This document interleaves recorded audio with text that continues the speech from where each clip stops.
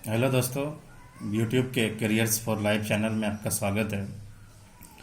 इस वीडियो में वर्गमूल और घनमूल से रिलेटेड एक ट्रिक्स के क्वेश्चन को शामिल किया गया है। आप लोग इस वीडियो को अंत तक देखें। अंत तक देखने के बाद आपको पसंद आए तो लाइक करें, शेयर करें, अधिक से अधिक अपने दोस्तों के बीच यूट्यूब में मतलब कि Facebook group, Insta group, WhatsApp group जहाँ पर भी हो, और सब्सक्राइब करने के बाद घंटी का जो निशान आता है उसको दबाएं ताकि लेटेस्ट वीडियो का अपलोड नोटिफिकेशन आपको देखने को मिलते रहे। तो चलिए, इसमें पहला टाइप का क्वेश्चन है कि under root 6 plus under root 6 ये डैश डैश डैश मतलब इन्फिनिटी तक जा रहा है, तो इसका वैल्यू क्या होगा ये आपको बताना है।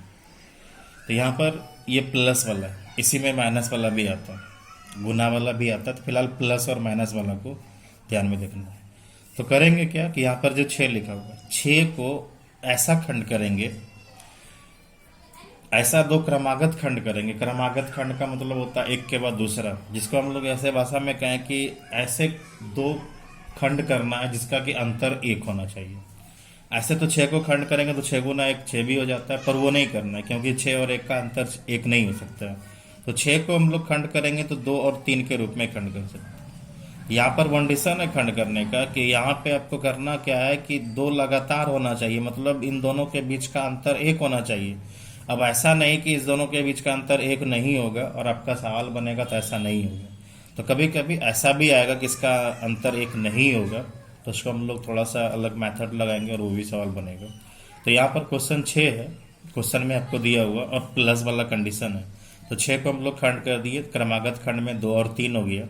तो प्लस वाला कंडीशन आपके सवाल में चल रहा है, तो इसका आंसर आपको बड़ा वाला वैल्यू देना है, यानी कि इसका आंसर आपको 3 मिल जाएगा। यहाँ पर आपका ऑप्शन नंबर डी है और यही इस क्वेश्चन का आंसर हो जाएगा। यदि इसी सवाल में ये आपका माइनस के रूप में दिखाई देता, ठीक है, यही सवाल में माइनस के रूप में दिखाई देता, तब आपका आंसर छोटा वाला वैल्यू यानी कि 2 हो जाता। ठीक है, तो फिलहाल आपका क्वेश्चन जिस हिसाब से है, क्वेश्चन में जो दिया हुआ है वहाँ पर प्लस चिन्ह दिया होगा, इसका यहाँ पर आपको बड़ा वाला वैल्यू लेना है, जो कि आंसर 3 आ जाएगा। यहाँ पर माइनस वाला भी मिलेगा और ऐसा भी मिलेगा इसका कि क्रमागत खंड संभव नहीं है। तो उसको हम लोग किस तरह से बनाएंगे, सो आगे आपको क्वेश्चन में जरूर मिलेगा। चलिए, इसी तरह का दूसरा क्वेश्चन, √2 प्लस √2 फिर √2, इस तरह से डैश डैश डैश में चल रहा है। तो 2 को हम लोग यहाँ पर खंड करेंगे, तो 2 को खंड करेंगे तो वही 1 गुना 2 हो जाएगा। ठीक है, 1 गुना 2 हो जाएगा। तो यहाँ पर भी बड़ा वाला वैल्यू लेना है क्योंकि प्लस वाला यहाँ पे है, तो यहाँ पर इसका आंसर 2 हो जाएगा। ठीक है, तो ये आपका ऑप्शन नंबर 1 आ जाएगा। ठीक है ना। इसी तरह से यहाँ पर आपका क्वेश्चन नंबर 3 है, जो कि माइनस वाला क्वेश्चन है। आपको पता होगा माइनस वाला में सारा वर्क वही करना है, फिर इसका आंसर छोटा वाला वैल्यू हो जाएगा। तो यहाँ पर 12 को खंड करना है, तो 12 को खंड अब कहेंगे कि 2 गुना 6 करेंगे क्या? नहीं, बिल्कुल गलत चीज है ये। इसलिए क्योंकि 2 और 6 का क्रमागत खंड में इस दोनों का अंतर 1 नहीं होता है, तो क्या करेंगे, तो 12 का जो खंड करेंगे वो 3 और 4 के रूप में करेंगे। मतलब ये ऐसा खंड होना चाहिए जिसके बीच का अंतर 1 हो जाए। तो 12 को 3 और 4 के रूप में लिखेंगे। तो यहाँ पर इसका आंसर 4 नहीं होगा। क्यों नहीं होगा? इसलिए कि आपके क्वेश्चन में माइनस चिन्ह के रूप में शामिल किया गया है। तो माइनस चिन्ह रहेगा तो इसका आंसर छोटा वाला वैल्यू यानी कि आपको 3 हो जाएगा और ऑप्शन नंबर वो 1 में आपको दिया होगा। ठीक है, तो माइनस वाला है तभी आपका छोटा वाला वैल्यू आंसर हो गया। यदि इसी क्वेश्चन में प्लस वाला दिया हुआ रहता तो इसका आंसर बड़ा वाला वैल्यू यानी कि 4 हो जाता। फिलहाल जो क्वेश्चन है उसका आंसर यहाँ पे आपको 3 मिलेगा। ठीक है, चलिए अगला क्वेश्चन को देखते हैं। √30 माइनस में फिर √30 फिर माइनस में √30 दिया हुआ है, तो 30 को खंड करेंगे, क्रमागत खंड करना, तो 10 गुना 3 तो लेना नहीं, तो 5 गुना 6 वाला लेंगे, ये इसका क्रमागत खंड संभव है। तो 5 गुना 6 लेंगे।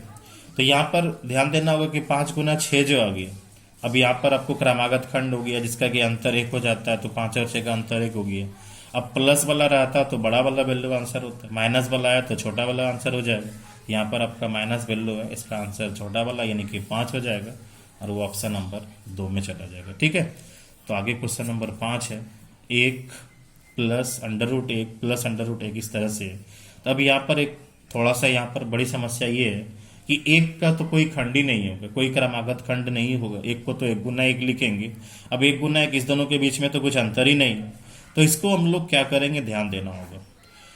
तो करेंगे क्या कि प्लस है तो इसके बाद वाले संख्या पे जाएंगे, प्लस है तो इसके बाद वाला संख्या पे जाएंगे, और माइनस रहेगा तो इसके पहले वाला संख्या पे जाएंगे। ऐसा क्वेश्चन जिसका कि क्रमागत खंड संभव नहीं है, इस क्वेश्चन में जब प्लस वाला रहेगा तो उसके आगे वाले संख्या पर ट्राई करेंगे, और माइनस रहेगा तो उसके पीछे वाले संख्या पर ट्राई करेंगे। तो अब प्लस वाला है तो एक के आगे क्या होगा, तो दो होगा। इसका तो क्रमागत खंड संभव है, एक गुना दो के रूप में।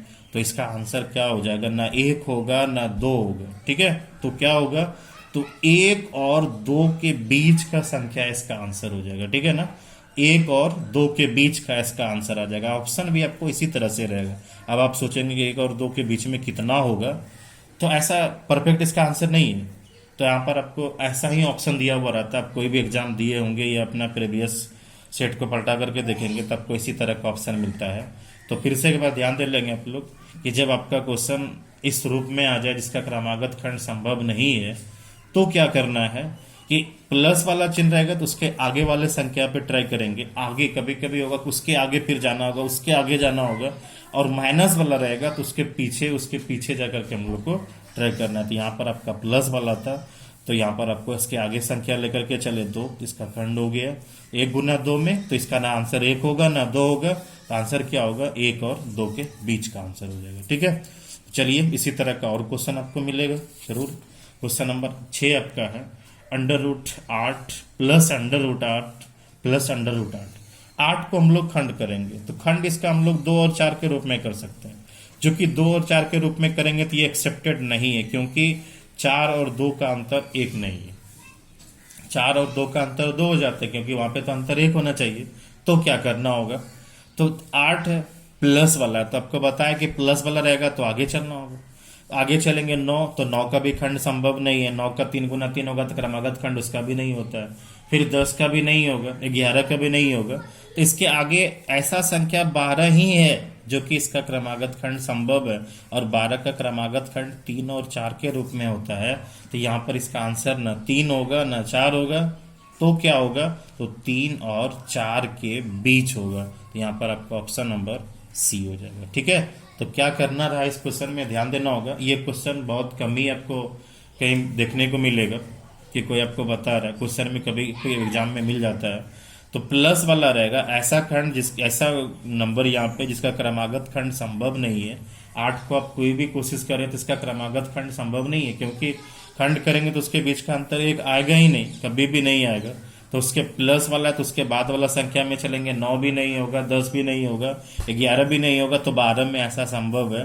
तो 3 गुना 4 आपका 12, ना आंसर 3 होगा ना 4 होगा, तो 3 और 4 के बीच का आंसर हो जाएगा।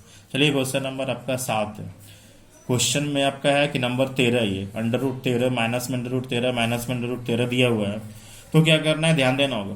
13 का भी क्रमागत खंड संभव नहीं है, क्योंकि 13 को 1 गुना 13 के अलावा और कुछ भी नहीं लिख सकते हैं। ठीक है, 13 को 1 गुना 13 के अलावा और कुछ भी संभव नहीं है, और ये चीज़ तो एक्सेप्टेड नहीं है, इसको तो लिखना उचित नहीं है, क्योंकि इसके बीच का अंतर 1 होना चाहिए। तो क्या करना है, ध्यान देना होगा। तो 13 है माइनस वाला, आपको बताया है कि प्लस वाला रहेगा तो इसके बाद वाला संख्या में चलना है, माइनस वाला रहेगा तो इसके पहले वाला संख्या में जाना। तो 13 के पहले जस्ट 12 होता है, और 12 का क्रमागत खंड संभव है 3 और 4 के रूप में। ठीक है, तो इसका आंसर क्या होगा, 3 होगा क्या, तो नहीं 3 भी नहीं होगा, 4 होगा तो 4 भी नहीं होगा, क्या होगा, तो 3 और 4 के बीच का आंसर हो जाएगा। यही आपका आंसर हो जाएगा, ऑप्शन नंबर सी आ जाएगा। ठीक है, तो इस तरह का क्वेश्चन शायद आप लोग को समझ में आ गया होगा। ठीक है, तो इसको अच्छे से ध्यान दे लेंगे, स्किप वीडियो को रोक करके देख ले, समझ ले, तभी इसके आगे को देखेंगे। क्वेश्चन नंबर 8, अब यहाँ से अलग टाइप का क्वेश्चन शुरू होता है। इसमें क्या मिलेगा आपको, गुना के रूप में मिलता है। और क्वेश्चन गुना के रूप में 2 टाइप में मिलेगा। एक तो अनलिमिटेड, मतलब जिसको dash dash dash dash dash dash से चलते रहेगा, और एक और क्वेश्चन मिलता है जो कि वो फिक्सेबल रहता है, 4 गो 5 गो 6 गो रहता है। तो जब गुना के दोनों गुना के रूप में रहता है, ये गुना के रूप में, पर ये अनलिमिटेड है, डैश डैश डैश डैश के रूप में है। इसका आंसर सीधा सा जो भी आपका क्वेश्चन में है वही इसका आंसर हो जाता है। ठीक है, तो ध्यान देना है क्या है, जब गुना के रूप में dash dash dash dash dash के रूप में रहेगा तो जो क्वेश्चन है वही इसका आंसर हो जाता है, इसमें कोई और भी काम करना नहीं होता है। इसका आंसर ऑप्शन नंबर सी हो जाएगा। 10 है तो 10 ही हो जाएगा। ये 9 नंबर को देख लेंगे, √2 है, √2 √, ये सारा गुना में और ये भी डैश डैश डैश के कंडीशन में जा रहा है, तो यहाँ पर भी इसका आंसर 2 ही हो जाएगा, क्योंकि ये गुना के साथ साथ अनलिमिटेड डैश डैश में दिया हुआ, इंडिफिनिट, इसका पता ही नहीं कितना होगा, तो इसका जो भी क्वेश्चन में तो वही इसका आंसर हो जाता है, इसको और कुछ करना नहीं होता है। लेकिन हाँ, जब ये गुना फिक्स रहे कि 4 गो है, 5 गो है, 6 गो है, तब इसको इस तरह से नहीं बनाएंगे। उस तरह का भी क्वेश्चन है, आगे आप लोग को जरूर देखने को मिलेगा। चलिए उस तरह के क्वेश्चन को देखते हैं। क्वेश्चन नंबर 10 में यहाँ पर √6 है, √6 है, √6, √6, √6, यहाँ पे अनलिमिटेड नहीं है, फिक्स है कि ये √6 जो है, √6 करके ये 5 बार आया हुआ है। ठीक है, तो हम लोग को क्या करना है, इसका आंसर कैसे निकालना है, तो ध्यान देना होगा। ये गुना में ही है, पर यहाँ पर फिक्स है कि यहाँ पर 6 जो है ना मात्र 5 बार ही आया होगा। तो क्या करना होगा, तो ये 6 को लिख देना होगा। जितना टाइम आया हुआ है 6, 2 का पावर उतना ही करेंगे हमेशा। अब 6 है तो 6 का पावर नहीं करना, हमेशा 2 का ही पावर करना है। क्यों? क्योंकि √रूट हटता है तो उधर स्क्वायर ही हो जाता है, रूट हटेगा तो स्क्वायर हो जाएगा, तो वही स्क्वायर होगा, फिर स्क्वायर होगा, फिर स्क्वायर होगा, मतलब 5 बार होगा। तो 2 का पावर 5 करना है। ठीक है, 2 का पावर 5 करेंगे तो वो 32 हो जाएगा, और ऊपर में 1 घटा करके लिख देना है, तो ये 31/32 हो जाएगा। ठीक है, तो इसका आंसर आपको 6 का पावर 31/32 क्या किए, तो फिर से एक बार देख लेना होगा। ये गुना के रूप में है, पर ये फिक्स है कि यहां से आगे नहीं जाएगा, ये मात्र 5 टाइम ही लिखा, 5 बार ही लिखा हुआ है। तो करना क्या है, जो संख्या है उसको तो पहले लिख ही लेना। अब इसका पावर के रूप में सेटलमेंट होता है, तो पावर कैसे करेंगे, जितना टाइम लिखा हुआ है उतना 2 का पावर उतना करेंगे। ये 5 टाइम लिखा हुआ है, तो 2 का पावर 5 कर दिए, 32 हो गए। अब ऊपर में क्या करना, 1 घटा करके, हमेशा के लिए घटा करके, तो 6 का पावर 31/32, ऑप्शन नंबर डी हो जाता है। चलिए क्वेश्चन, इस वीडियो का सबसे आखिरी क्वेश्चन है, क्वेश्चन नंबर 11 है। तो ये भी आपका √3 गुना के रूप में है, और साथ ही साथ गुना के रूप में होने के साथ साथ ये आपको जो है फिक्स है, यहाँ पे अनलिमिटेड नहीं है, मात्र ये 6 टाइम लिखा हुआ, 6 बार लिखा हुआ, उससे ज्यादा लिखा हुआ नहीं है। तो क्या करेंगे, 3 लिख दिए, जो भी लिखा रहता है उसी को लिख देते हैं। अब 6 बार लिखा है तो 2 का ही पावर 6 करेंगे, 3 का पावर 6 नहीं करेंगे। ऐसा भी करेंगे, आपको ऑप्शन मिल जाएगा, आपको लगेगा सही हो जाएगा, ऐसा नहीं होता। तो 2 का पावर 6 कर, क्योंकि ये 6 बार लिखा गया, 2 का पावर 6 आप लोग को पता है, 2 गुना 2 गुना 2, 6 बार जब करेंगे तो आपका 64 आ जाता है। और आपको पता है ऊपर में क्या करना, 1 कम कर देना, तो ये 63/64 आ जाएगा, ऑप्शन नंबर आपका डी हो जाता है। ठीक है, तो आज बस इतना ही। ठीक है, तो आप लोग वीडियो को लाइक करें, अधिक से अधिक अपने दोस्तों के बीच शेयर करें, ताकि आपके अपने साथ साथ अपने दोस्तों को भी ये क्वेश्चन समझ में आ जाएगा, और शेयर करें अधिक से अधिक। Thank you.